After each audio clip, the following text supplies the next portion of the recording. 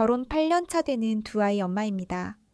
이제는 조금 담담하게 말할 수 있지만 그땐 정말 지옥 같았어요. 오늘은 그 지옥에서 빠져나온 제 얘기를 해볼까 합니다. 남편과 저는 제가 25이었을 때 만났어요. 그때 저는 졸업은 했지만 딱히 정해진 직장도 없이 이것저것 준비만 하고 있었어요. 취업 준비도 그렇고 미래도 불투명했던 시기였는데 생활비라도 벌어야겠다고 근처 고깃집에서 아르바이트를 시작했죠. 그 가게 사장이 바로 지금의 남편이었습니다. 처음엔 그저 고용인과 사장 사이였어요. 근데 사람이 꽤 자상하고 퇴근길마다 챙겨주고 밥도 사주고 그 따뜻함에 조금씩 마음이 가더라고요. 어느 날은 저녁 장사 끝나고 같이 삼겹살에 소주 한잔 하는데 너랑 있으면 참 편하다 는 말을 툭 던졌는데 그 한마디가 참 이상하게 오래 남았어요. 그 후로 금방 가까워졌고 연애는 정말 순식간이었어요. 2년을 만났습니다. 그때까진 이 사람이 나한테 세상에서 제일 든든한 존재 같았어요. 직업도 있고 사람도 진국이고 특히 저처럼 뭔가 확실하지 못했던 사람한테는 우리 같이 가게 키워보자. 이 말이 정말 의지할 수 있는 말이었거든요. 그래서 청혼을 받고 바로 승낙했어요. 그냥 이 사람이라면 괜찮겠지? 다 잘 될 거야. 그렇게 믿었어요. 결혼하고 처음엔 괜찮았어요. 장사도 유지됐고 바쁘게 돌아갔어요. 그런데 얼마 지나지 않아 남편이 자꾸 장사에 무심해지더라고요. 가게에 나가는 시간도 줄고 재료 발주 같은 기본적인 것조차 저더러 알아서 하라 하고 어느 날은 손님 앞에서 멍하니 앉아 있는 걸 보고 이상하단 느낌이 들었어요. 그래서 슬쩍 핸드폰도 보고 통장도 확인해 봤죠. 그리고 알아냈습니다. 남편이 몰래 주식을 하고 있었더라고요. 그냥 투자도 아니었어요. 완전히 중독된 상태. 장사로 번 돈을 다 쏟아붓고 카드론까지 당겨 쓰고 빚만 잔뜩 늘었더라고요. 그거 알고 나서 진짜 멍했습니다. 무섭기도 하고 배신감도 들고 내가 뭘 믿고 결혼했나 싶기도 했고요. 그 와중에 장사는 계속 내리막이었고 결국 가게 문을 닫게 됐어요. 저는요, 취업도 못한 상태로 시집 온 거였어요. 그 사람 말만 믿고 취업 안 하고 가게 같이 키워보자며 왔는데 일도 없고 돈도 없고 애매한 나이만 남은 거예요. 애까지 생기고 나니까 정말 아무것도 할 수 없게 되더라고요. 수입은 없는데 집은 대출금 갚아야 했고 점점 벼랑 끝으로 몰리듯이 몰리다가 결국 집을 정리하고 그 돈으로 빚부터 막고 남편이 하는 말에 또 기대를 걸어보기로 했어요. 조금만 고생하자. 다시 시작하자. 그 말을 또 믿고 시어머니 댁으로 들어가 살기로 했습니다. 처음엔 너무 싫었지만 애들도 있고 도리가 없었죠. 시아버지는 예전에 돌아가셨고 시어머니는 남편의 형님, 그러니까 돌싱된 큰형님과 같이 살고 계셨어요. 집이 좀 오래됐지만 구조는 나쁘지 않았어요. 방이 여유 있어 보여서 방 하나만 내주세요. 잠깐만 살게요. 그렇게 사정해서 들어갔죠. 그런데 그게 또 다른 지옥의 시작이 될 줄은 몰랐습니다. 딸이 없는 집이라 나는 며느리보단 딸로 생각한다는 시어머니 말씀에 그 말에 정말 처음엔 많이 감동했었어요. 내가 잘하면 진짜 딸처럼 대해주시겠구나 싶어서 마음 깊이 다짐했죠. 그래, 내가 꼭 잘해야지. 진짜 딸처럼 효도도 하고 정 붙이고 살아보자. 그렇게 진심으로 애정을 담아 시어머니를 모시기 시작했어요. 근데 그게 시작이었어요. 진짜 딸보다 더 힘들게 하실 줄은. 아니, 딸이었으면 그렇게까지 하셨을까요? 처음엔 뭘 부탁하셔도 그럼요, 어머니, 제가 할게요. 웃으며 대답했어요. 장 보러 가자 하시면 쫓아나갔고 찜질방 가자 하면 짐 챙겨서 모시고 갔고 몸이 안 좋다 하시면 마사지도 해드리고 심지어 어머님 등까지 밀어드렸어요. 진짜 그때는 그게 애정이라고 신뢰라고 가족 간의 정이라고 믿었거든요. 근데 한두 번도 아니고 반복이 되니까 지치더라고요. 잔심부름부터 시작해서 자잘한 부탁은 다 제 몫이었어요. 집안에 사람이 4명은 더 있었지만 시동생도 남편도 아무도 움직이지 않았어요. 심지어 물 좀 떠다 달라는 말도 저한테 하셨고 이쑤시개 하나 꺼내는 것도 제 눈치만 보셨어요. 하루 종일 집안일에 육아에 숨이 막히는 날들이 계속됐어요. 아침이면 누구보다 일찍 일어나야 했어요.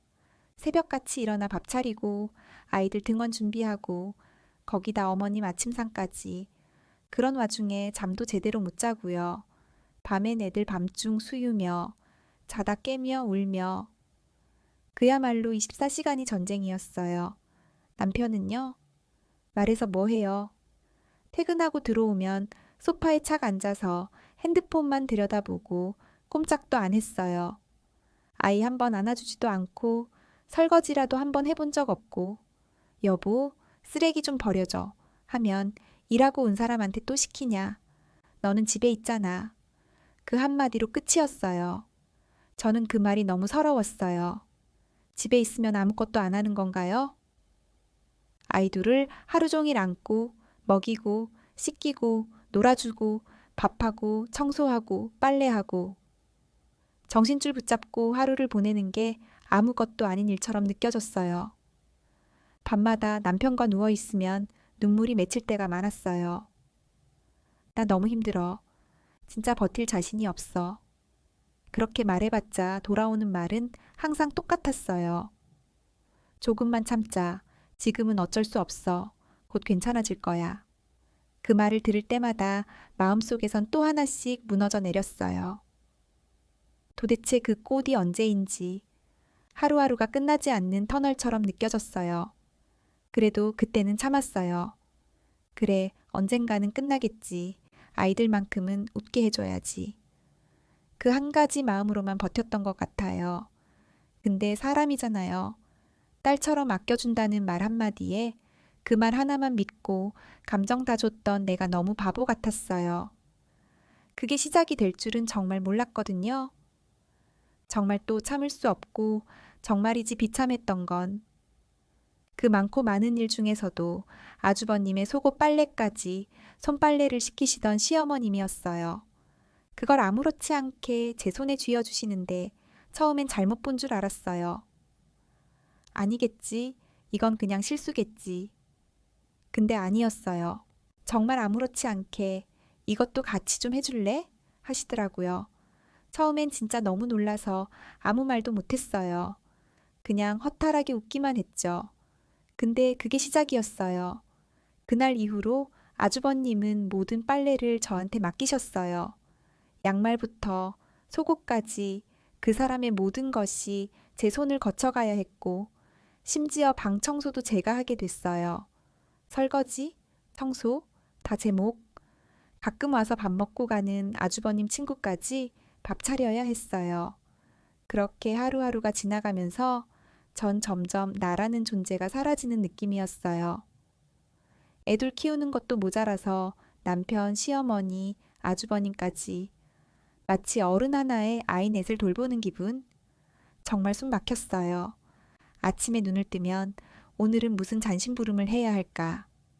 밤에 눈을 감으면 내일은 또 어떻게 버티나 이런 생각뿐이었어요. 저 혼자만의 시간요? 그게 뭔지, 언제가 마지막이었는지 기억도 안 나요.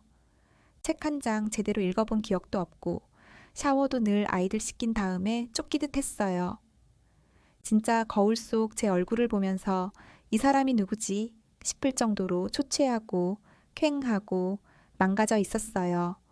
무엇보다 저의 편은 단 한 명도 없었어요.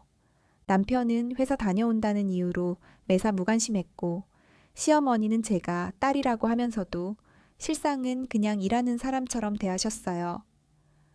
아주버님은 말할 것도 없고요. 그래도 정말 그래도 친정에선 말 한마디 안 했어요. 엄마의 아빠한테는 말 못하겠더라고요. 저를 얼마나 예뻐해 주셨는데요. 그분들 마음에 상처될까봐 것도 내가 얼마나 힘든지 알면 더 아플까봐 입을 꾹 다물었어요. 처음에 시댁 들어간다는 것도 솔직히 말 못했어요. 그냥 집 정리하고 조금 있다가 다시 나가 살 거야. 이렇게 둘러댔죠. 사정이 생겼다고만 하고요. 궁금해하셨지만 엄마는 제가 말 안 하면 더 안 물으셨어요. 그게 더 마음 아프더라고요. 딸이 힘든 걸 알면서도 혹시나 상처될까봐 참아주는 그 눈빛. 생각만 해도 눈물이 났어요. 명절 때도 원래는 내려오라고 해도 힘들면 오지 마. 그냥 푹 쉬어. 이렇게 말해주시던 부모님께 얼굴 한번 못 비치고 그 바쁜 시댁에서 일만 하다 지나가는 날들이 너무 죄송하고 너무 가슴 아팠어요.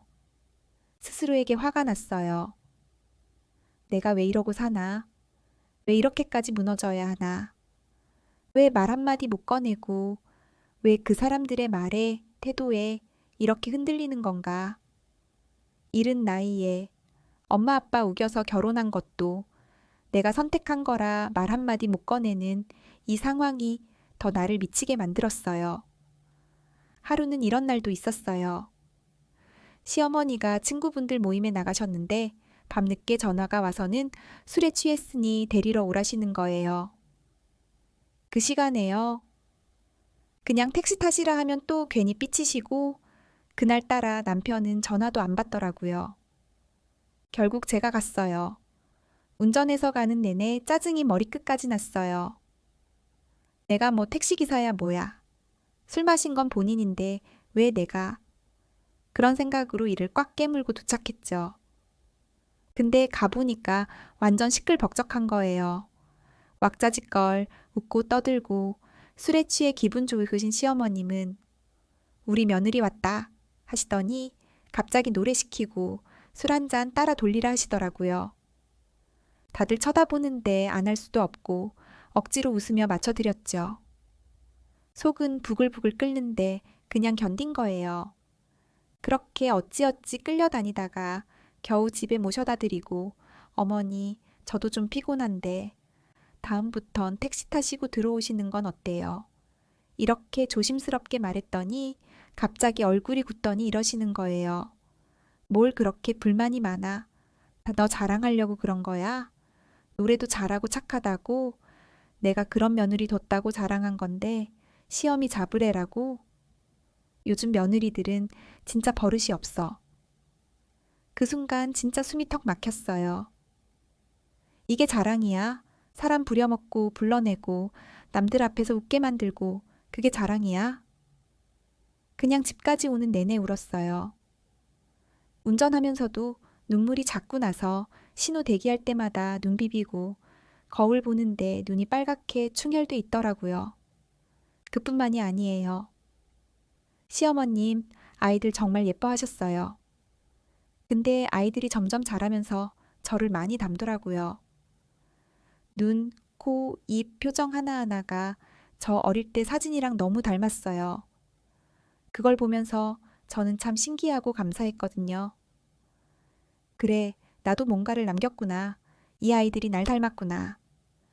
이런 마음이었는데 시어머님은 어느 날 애들 보면서 이러시더라고요. 아니, 어떻게 애들이 아비를 하나도 안 닮았냐. 진짜 이상하다. 너 혹시 밖에서 뭐 딴짓하고 낳은 거 아니지? 이러시는데 진짜 숨이 멎는 줄 알았어요. 그날 진짜 집에 와서 소리도 못 내고 울었어요. 화도 안 나고 그냥 비참했어요.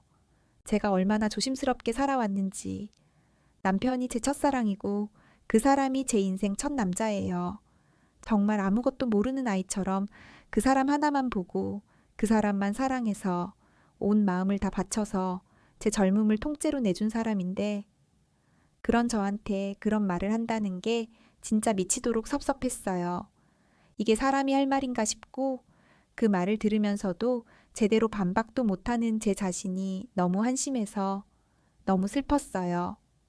친정 부모님은 얼마나 절 아껴주셨는데요. 학교 끝나면 꼭 데리러 오시고 혼자 다니는 것도 허락 안 하시던 분들이었어요.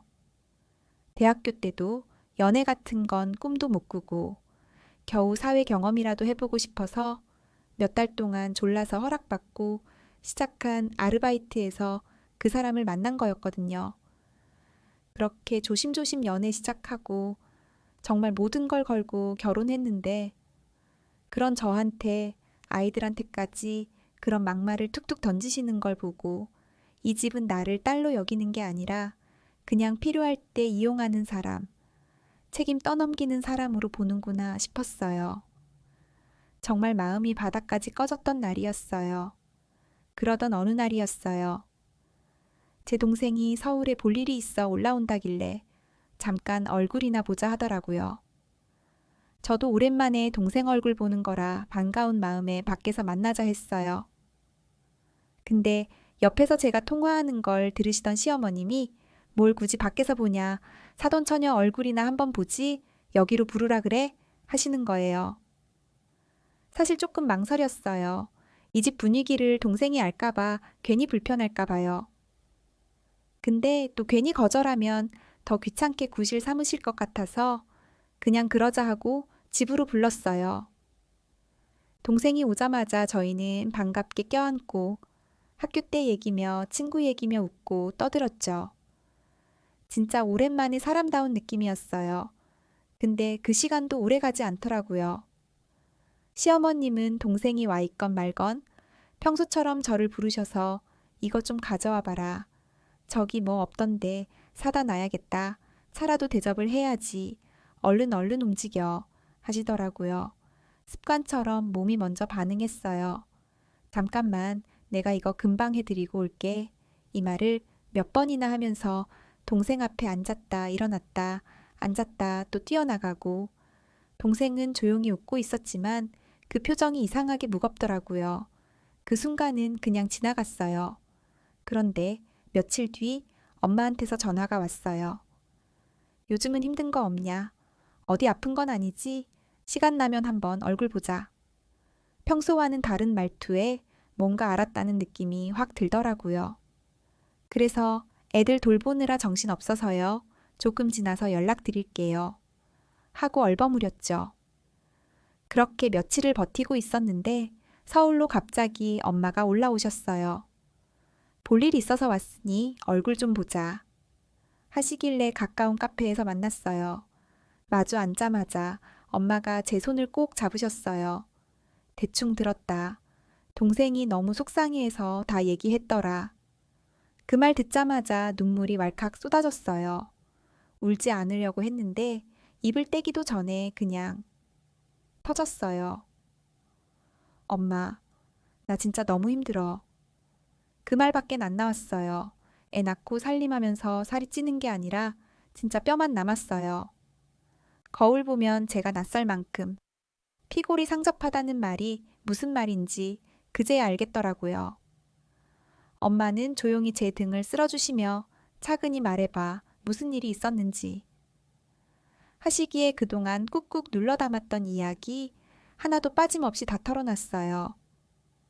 왜 시댁에 들어가 살게 됐는지, 청약 당첨돼서 입주 전까지 잠깐 있는 거다 라는 말이 전부 거짓이었다는 것도.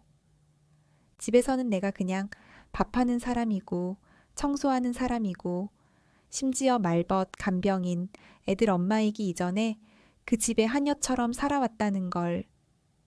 남편은 그냥 내 존재에 관심도 없다고.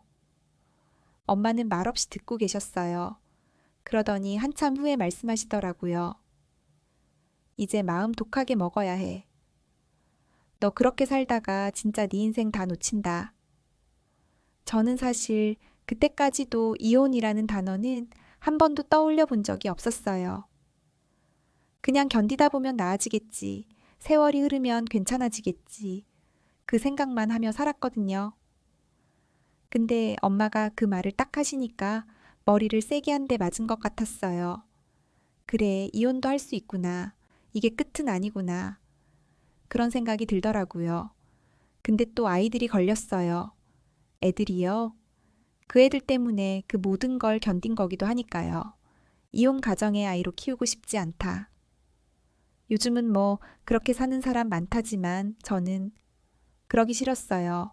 어릴 때부터 부모님의 사랑받으며 자란 제 자신을 생각하면 애들도 그렇게 지켜주고 싶었어요. 나 하나 참으면 되지 않을까? 조금만 더 견디면 되지 않을까? 그 생각이 또 고개를 들더라고요.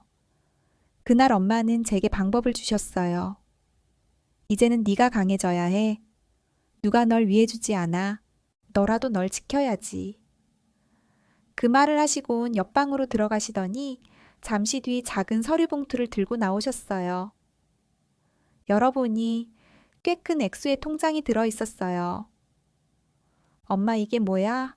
물으니 엄마는 조용히 말씀하셨어요. 이 돈은 원래 내 결혼식 끝나고 너한테 주려고 모았던 거야. 근데 사는 거 보니까 당장 지금이 필요하겠다 싶어서 가져왔어. 진짜 눈물 나더라고요. 받을 수 없다고, 그런 큰 돈은 필요 없다고 했는데 우리가 이 나이에 그 돈 들고 뭐 하냐. 딸 둘 있는 거 너희들 위해 버는 거고 살 집 한 칸 있고 연금 나오면 밥은 먹고 살아. 너 지금 필요한 건 숨 쉴 공간이야. 이 돈으로 기 좀 펴고 사람답게 살아봐. 그 말을 들으니까 처음으로 내가 도망쳐도 되나 보다 싶은 거예요. 나 혼자가 아니구나. 내 편이 있었구나. 그래서 결국 그 돈 받았어요. 엄마가 준 용기니까요. 엄마가 돌아가고 나서 집으로 돌아갔어요. 그리고 그날 밤 더는 참을 수 없겠다 싶어 폭탄 선언을 해버렸어요. 나 이혼할 거예요. 위자료도 필요 없고 한 푼도 안 가져갈 테니까 그냥 놔주세요. 제발. 거실 분위기 싸해졌어요. 시어머니는 콧방귀를 뀌며 웃으시더니 하하 돈 한 푼 없는 애가 어디 나가서 살겠다고? 여기 나가면 객사해 너. 진짜 그 순간 피가 거꾸로 솟았어요. 그래서 말했어요. 저 친정 있어요. 저도 돈 있어요. 그 말에 시어머니가 눈을 부릅뜨고 묻더라고요. 어디서 났어? 혹시 재산 숨기고 결혼한 거야? 그럼 이건 사기 결혼이지. 너무 어이가 없었지만 침착하게 말했어요. 그런 거 아니고요. 우리 부모님이 여기서 탈출하라고 저를 위해 도와주신 거예요. 이건 도망 자금도 아니고 탈출 자금이에요. 남편은 한동안 아무 말도 못 하더라고요. 그냥 말문이 막힌 듯 멍하게 앉아 있었어요. 저는 그 틈을 타 아이들이 자는 방에 들어가 짐을 챙겼어요. 작은 캐리어 하나, 애들 옷 몇 벌, 중요한 서류 몇 장. 그리고 나왔어요. 그 집에서 나왔어요. 애들 두고 나온 게 가슴 찢어졌지만 내가 이대로 무너지면 애들까지 다 망쳐. 그 생각 하나로 버텼어요. 그리고 택시를 타고 서울 시내에서 가장 비싼 호텔 중 하나로 갔어요. 왜 그랬냐고요? 그냥 그렇게 하고 싶었어요. 처음이자 마지막으로 나 자신을 위해 쓰고 싶었어요. 그 방에서 하루 종일 아무것도 안 하고 욕조에 물 받아놓고 누워 있었어요. 핸드폰도 꺼버리고요. 그날만큼은 나도 좀 쉬자. 나도 사람이다. 그만 참고 그만 바닥에서 살아야지. 그 마음으로 잤어요. 다음 날 폰을 켜자마자 문자랑 부재중 전화가 수십 개였어요. 남편은 완전히 뒤집혀 있었고 이게 무슨 짓이냐? 진짜 이혼할 거냐? 애들은 어쩌고 나보고 죽으라는 거냐? 그 문장들을 읽고 저는 조용히 문자를 하나 보냈어요. 응, 이혼할 거야. 이렇게는 못 살아. 이혼하고 애들 내가 키우면서 살 거야. 그랬더니 바로 전화가 왔어요. 절대 안 돼. 애들도 너 혼자 키우면 안 돼. 나는 왜 그러는데. 이혼하지 말자. 그래서 말했죠. 당신 밉지만 아직도 마음 한쪽은 남아있어. 그렇지만 지금처럼은 절대 못 살아. 이제 나갈 거야. 앞으로 나를 도울 자신이 있으면 같이 살고 아니면 지금 여기서 끝내자. 그게 제 마지막 제안이었어요. 진짜로 인생을 걸고 던진 한마디였어요. 이제 공은 그의 손에 있었어요. 그랬더니 몇 시간 뒤에 연락이 왔어요. 그렇게 하겠노라고요. 정말 미안하다면서 나도 너무 오래 당연하게 살아왔고 너한테 얼마나 고마운지 제대로 표현도 못하고 살았다고요. 처음엔 못 믿었어요. 그랬던 사람이 갑자기 저렇게 달라질 수 있을까 싶었죠. 하지만 저도 한 번은 믿어보기로 했어요. 그 말 한마디가 그때 제게는 너무 절박하게 들렸거든요. 그날 이후 전 제 인생을 다시 시작하는 기분으로 움직였어요. 부모님이 주신 돈으로 여기저기 발품 팔고 부동산 중개인과 상담도 하고 마음에 드는 집도 어렵게 골라 전세로 들어갔습니다. 처음 그 전셋집 문을 열고 들어갔을 때 정말 눈물이 핑 돌았어요. 내 공간, 내 아이들의 공간. 그동안은 남의 집에서 숨죽여 지냈다는 걸 새삼 실감했거든요.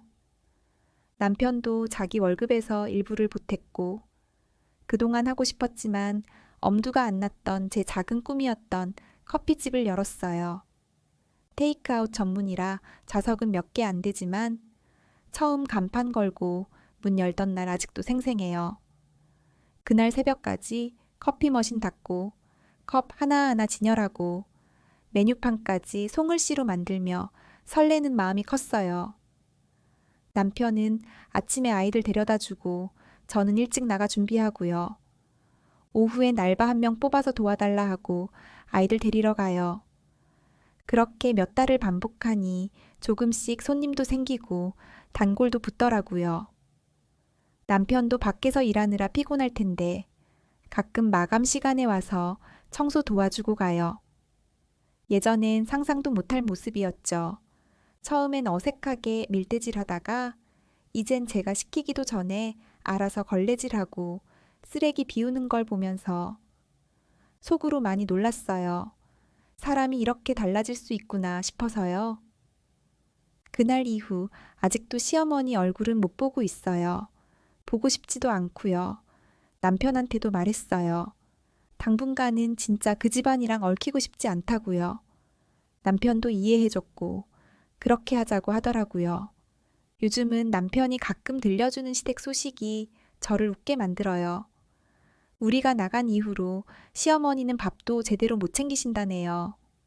생전 안 하던 집안일 하시느라 고생이 이만저만 아니시래요. 특히 시아주버님, 그분은 예전처럼 빤빤하게 나왔다가 요즘은 같은 양말 하루 종일 신었다 벗었다 하며 사신대요. 전엔 내가 챙기지 않으면 안 돌아갔던 집안이 이제야 겨우 제자리 찾아가는 것 같아서 솔직히 좀 통쾌했어요. 시아주버님이 어머니한테 구박받고 있다는 소식 들을 땐 웃음이 새어나오더라고요. 괜히 죄짓는 기분이 아니라 그제서야 내가 정말 감옥 같은 곳에서 빠져나왔구나 실감했어요. 애들도 요즘 너무 밝아졌어요. 자기들 방이 생겼다는 게 그렇게 신나는 일인지 하루 종일 자기가 꾸민 방 자랑을 해요. 그 작은 전셋집이지만 아이들에겐 천국 같나 봐요. 유치원에서 그려온 그림엔 각자 방에서 놀고 있는 모습이 담겨 있었는데 그 그림 보고 울컥했어요. 미안하기도 했고 그래도 내가 잘한 선택이구나 하는 확신도 들었고요.